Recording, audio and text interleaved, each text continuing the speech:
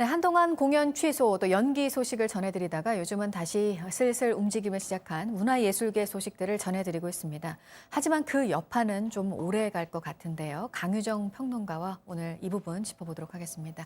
어서 오세요. 네, 안녕하세요. 네, 공연이 그러니까 관객들과 직접 만나는 공연장에서의 공연이 뭐 앞서 오페라 유령 소식도 전해드렸지만 요즘 좀 시작이 되네요.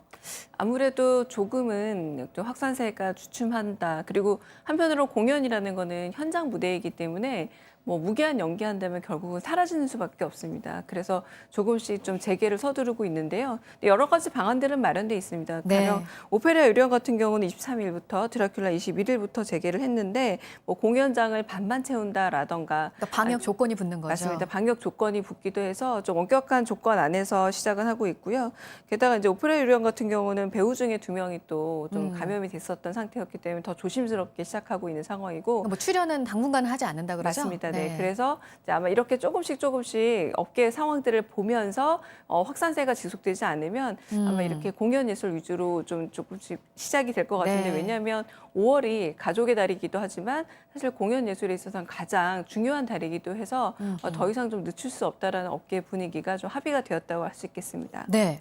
얼마 전에 저도 이제 이 소식 전해드리면서 문화 관련 국제 행사가 뭐 취소된 게 아니라 시작이 되네 이렇게 맞아요. 생각을 했었는데 서울 국제 즉흥 춤 축제예요. 지금 아주 진행이 되고 있는 거죠? 예외적이죠. 왜냐하면 대개의 모든 국제 행사가 다 취소되고 있는데 그래도 우리나라 방역이 좀 잘 돼서 좀 마련이 되었다고 할 수 있겠고요. 말 그대로 즉흥 춤 축제라고 할 수 있겠습니다. 그런데 그 세계 4개국의 아티스트 150여 명 정도가 참여를 하는 행사라고 할 수 있겠고요. 그리고 21일부터 26일까지 지금 현재 대학로 아르코 예술극장 소극장에서 펼쳐지고 있습니다. 그런데 객석 역시 50%만 가용하기로 했고요. 원래는 이렇게 좀 이렇게 다 끝나고 나서 좀 함께 하는 자리가 마련되기도 하는데 그렇게 하지 않고 부담스럽죠. 네, 맞습니다. 네. 식권을 나눠주면서 각자 이제 식사를 해결하라. 그러니까 어떤 방식으로든 같이 모이는 기회는 좀 줄이는 방식으로 자구책을 마련한 상태에서 공연들이 하나둘씩 네. 개최되고 있고 축제도 역시 마련되고 있습니다. 네, 그러니까 이런 축제가 시작은 됐는데 또 이것도 마찬가지로 이제 그동안 문화계 쪽에서 자구책으로 생각했던 온라인으로도 이 맞아요. 중계가 되는 거잖아요. 네, 그래서 오프닝 공연 같은 경우 특히 이제 네이버 TV에서 이제 보여주기도 했고요. 이제 여러 그냥 공연들은 유튜브에서 이제 방영이 돼서 이제 오후 7시 정도에는 볼 수 있게끔 해서 직접 와서 보신다기보다 참여하시는 분들은 직접 하고 있지만 네, 네. 관객분들은 온라인에서 충분히 즐길 수 있는 행사로 진행되고 있습니다. 네, 그런데 사실 이거는 몇몇 공연 얘기고 그 코로나 여파가 몇 달이었는데 이게 어떻게 단기간에 회복이 되겠습니까? 맞습니다. 네. 소극장들은 버티다 못해서 좀 문을 닫는 곳들이 요즘 많나 봐요. 왜냐하면 사실상 이제 공연 개막 편수를 좀 볼게요. 2월에는 33편이었는데 3월에는 11편입니다. 소극장 공연이. 소극장 결국에는 이 4월 1일부터 19일까지는 또 10편밖에 안 됐던 겁니다.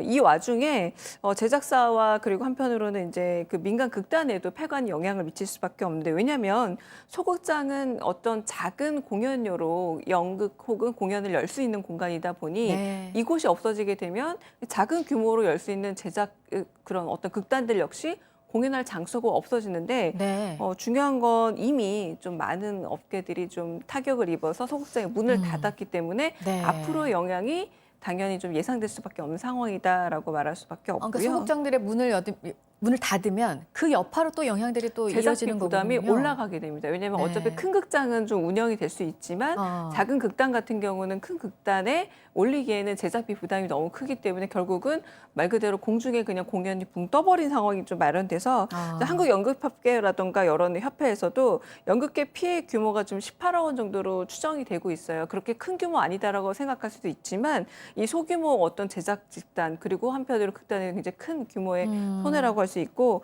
그래서 이제 20억 원을 넘어가지 않을까라고 좀 대책 마련을 좀 강구하고 네. 있는 형편입니다. 공연 쪽 얘기를 먼저 해봤고 영화 쪽도 마찬가지로 개봉작들이 슬슬 나오고 있어요. 네, 조금씩 나오고 있는데 지금 그럼에도 불구하고 지난해 대비하면 87%나 감소한 수치예요. 근데 네. 지금 개봉하는 영화들을 보면은 조금 작은 영화들입니다. 왜냐하면 어차피 좀 큰 영화들 같은 경우는 워낙에 홍보비라던가 부대 비용이 많이 들기 때문에 부담이 많이 들지만 작은 영화들 같은 경우에는 좀 약간 작은 규모에서 만들기 때문에 그러니까 김수환 추기경의 어린 시절을 다룬 영화 저산 너머라는 작품이 이제 30일 개봉을 하고요.